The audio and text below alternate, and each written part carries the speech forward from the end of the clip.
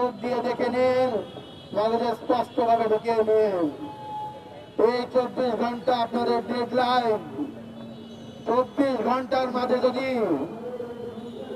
জুলাইয়ের সহযোদ্ধাদের যারা এখানে হামলা চালিয়েছে তাদের গ্রেপ্তার না করা হয়, সারাশি অভিযান পরিচালনার ভিতরে ঢিলেচেতলামি করা হয়, তাহলে ছাত্র জনতা সারা বাংলাদেশ জুলাইয়ের মতো আবার অচল করে দেওয়ার জন্য প্রস্তুত রয়েছে।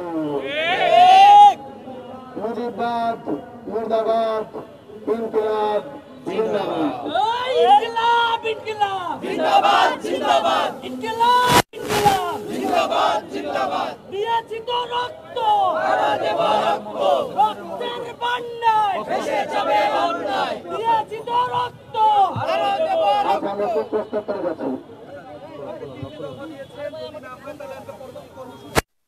আমরা 24 ঘন্টার আলটিমেটাম দিয়েছি। সেই 24 ঘন্টার আলটিমেটামের প্রাথমিক যে দফা সারা দেশে সারাশি অভিযান পরিচালনা করতে হবে। গোপালগঞ্জ সারা দেশে সারাশি অভিযান পরিচালনা করতে হবে। অভিযান পরিচালনায় আমরা গাফিলতি দেখতে পাই। আমরা দেখেছি যে এখানের ভিতরে গোপালগঞ্জে একটি বিশেষ ফোর্স পাঠিয়েছে। সেই ফোর্সের দিকে আমরা কঠোর নজরদারি রাখছি। তারা যদি তাদেরকে যে দায়িত্ব দেওয়া হয়েছে গোপালগঞ্জ থেকে সারা বাংলাদেশের যে আওয়ামী সন্ত্রাসীরা গোপালগঞ্জে ঘাঁটি গিয়েছে তাদেরকে যদি গ্রেপ্তার করা না হয়, তাদের উপর যদি অভিযান পরিচালনা করা না হয়, সেখানে যদি আমরা গাফিলতি দেখতে পাই, সেখানে যদি ঢিলেচেতলামি দেখতে পাই, তাহলে আমরা আগামীকাল কঠোর থেকে কঠোর কর্মসূচি আমার একটা কোশ্চেন আছে। আমরা বলেছি আমাদেরকে ব্লকেট কর্মসূচি সেটা আমরা 24 ঘন্টার জন্য স্থগিত করেছি। তবে আগামীকালকে যে কর্মসূচি যেটা আমাদের দাবি, প্রাথমিক যে দাবি, সারাশি অভিযানের মাধ্যমে এই সন্ত্রাসী আওয়ামী সন্ত্রাসীদের গ্রেপ্তার যেটা বাস্তবায়ন না হলে আমরা আগামীকালকে আমাদের কর্মসূচি জানিয়ে দেবো।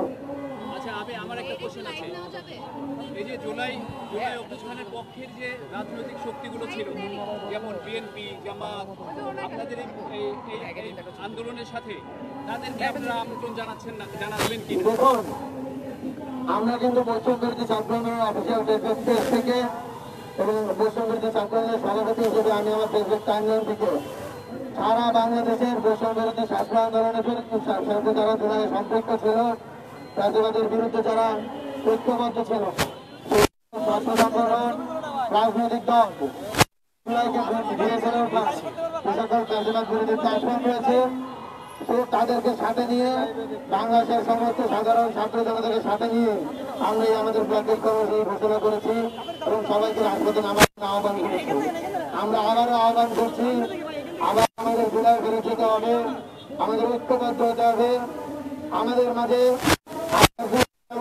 ছাত্র সংগঠনের মাঝে হয়তোবা তারা রাজনৈতিকভাবে একে অপরের প্রতিপক্ষ হতে পারে, কিন্তু স্বৈরাচারী শেখ হাসিনার প্রশ্নে, আওয়ামী লীগ বিরোধিতার প্রশ্নে বাংলাদেশের জুলাইয়ের ছাত্র জনতা সবসময় এক কাতার অবস্থান করছে, করবে ইনশাআল্লাহ। বাংলাদেশ